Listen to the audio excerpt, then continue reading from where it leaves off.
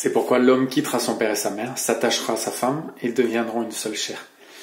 Ce mystère est grand, je le dis par rapport à Christ et à l'Église. Donc que l'homme aime sa femme comme lui-même et que la femme respecte son mari. C'est une parole de Paul aux Éphésiens. Et en ce jour de Saint-Valentin, je pense que ça peut nous inspirer. Voilà, on y apprend que l'amour d'un homme et d'une femme doit s'inspirer de l'amour de Dieu, de l'amour de Christ et de l'Église. Et l'amour que Dieu a pour nous, c'est un amour qui ne s'arrête jamais, mais qui s'appuie sur un engagement. On va s'engager pour Dieu, il va s'engager pour nous, et il ne divorcera jamais. Ce que le Père m'a donné, personne ne les ravira de ma main, dit Jésus un jour. Ça veut dire que cet amour-là, il ne s'arrête pas. Rien ne pourra nous séparer de l'amour de Dieu.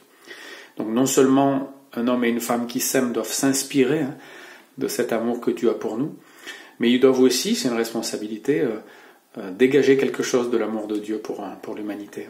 Donc on a une responsabilité quand on est amoureux, quand on est fiancé, quand on est marié, eh bien c'est dégager, dire quelque chose de l'amour de Dieu par notre façon de nous aimer. Voilà. Et je termine en disant que l'amour, c'est pas qu'une émotion, parce que le jour où cette émotion disparaît ou semble disparaître, eh bien on pense qu'on n'aime plus. Et je crois que c'est pas vrai.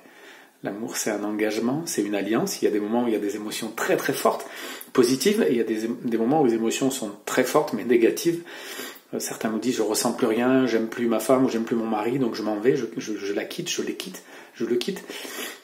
Eh bien, je pense que l'amour, c'est pas que ça. En tout cas, l'amour dont parle le texte biblique, l'amour que Dieu a pour nous, il nous quitte pas chaque fois qu'on a un problème d'émotion, chaque fois qu'on est contre lui ou qu'on lui obéit pas. Il peut nous punir, il peut s'éloigner de nous, mais il va revenir, il nous abandonne pas, et on est invité à vivre la même chose. Voilà, que Dieu nous donne de vivre de son amour et de témoigner de cet amour, de transmettre quelque chose par notre façon de nous aimer. Et puis pour ceux qui sont seuls, eh bien, Dieu vous aime et cette Saint-Valentin peut avoir aussi un vrai sens si vous acceptez l'amour de Dieu.